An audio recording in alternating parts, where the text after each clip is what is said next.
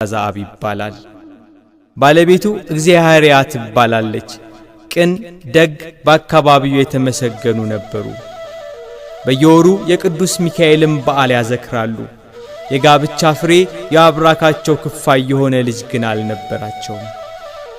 ሀብታቸውን ለድሆች እየመጸወቱ የተቸገረውን እያሰቡ ቅዱስ ሚካኤል እንዲያማልዳቸው በመለመን እግዚአብሔር ልጅ ይሰጣቸው ዘንድ ይጸልያሉ። መጋቢት 24 ቀን በቅዱስ ሚካኤል ምልጃ አባታችን ተክለ ሃይማኖት ተጸነሱ። በዚህ ዕለት የአባታችን የተክለ ሃይማኖት እናት እግዚአብሔርያ ራእይ አየች። የብርሃን ምሰሶ ከቤቷ ውስጥ ቆሞ የምሰሶው ራስ ከሰማይ ደርሶ በዓለም ያለ ሕዝብ ሁሉ ነገሥታቱም ጳጳሳቱም በዙሪያው ቆመው እኩሌቶቹ ሲሰግዱለት እኩሌቶቹ እሱን ጥግ አድርገው ተቀምጠው አየች። እግዚአብሔርያ ይህንን ራእይ ባየችበት ሌሊት ጸጋ ዘአብ ሌላ ራእይ አይቶ ነበር።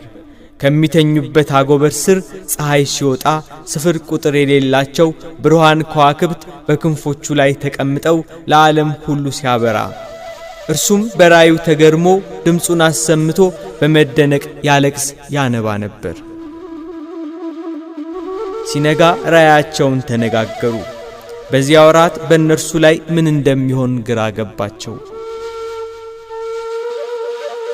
ቅዱስ ሚካኤል ሌሊት በራእይ ተገልጾ ወንድ ልጅ እንደሚወልዱ እርሱም የተመረጠ በእግዚአብሔር ዘንድ ቅዱስ በእናታችን በቅድስት ድንግል ማርያም ዘንድ የተወደደ በቅዱሳን መላእክት ዘንድ የከበረ እንደሆነ አበሰራቸው።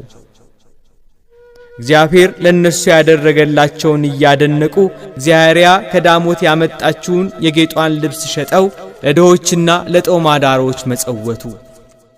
በእምነታቸው ጸንተው በቅዱስ ሚካኤል በዓል ቀን ዝክሩን እያዘከሩ ኖሩ። ከ9 ወር በኋላ ታኅሳስ 24 ቀን በ1197 ዓመተ ምህረት አባታችን ተክለ ሃይማኖት ተወለዱ። ለኢትዮጵያ ቤተ ክርስቲያን ሐዲስ ሐዋርያ፣ የኢትዮጵያ ፀሐይ፣ የምእመናን አባት፣ የብዙዎች ማረፊያ ሐዋርያው መነኩሴ አባታችን ተክለ ሃይማኖት ተወለዱ።